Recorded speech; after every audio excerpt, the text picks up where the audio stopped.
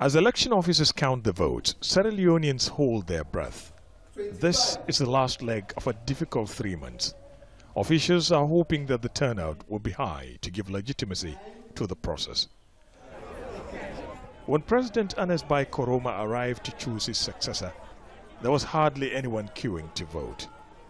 Those who did left long before. The low turnout was not lost on the president.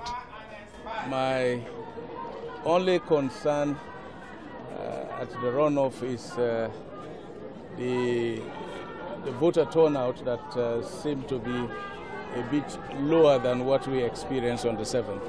And, we do hope that with all the gains we have made, it is incumbent on the candidates to accept the outcome of the elections.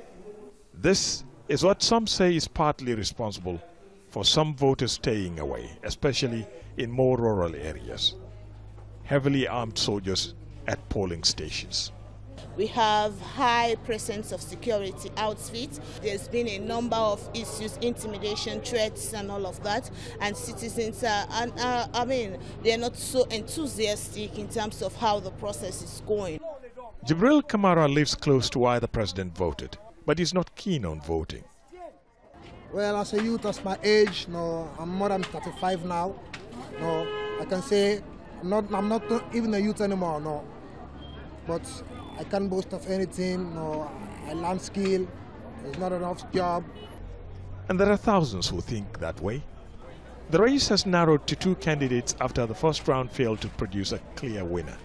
Voters must choose between a former military ruler and a former government minister. They both represent parties that have dominated politics in Sierra Leone. Voters who turned up are mostly young and are eager to change the way things are done here.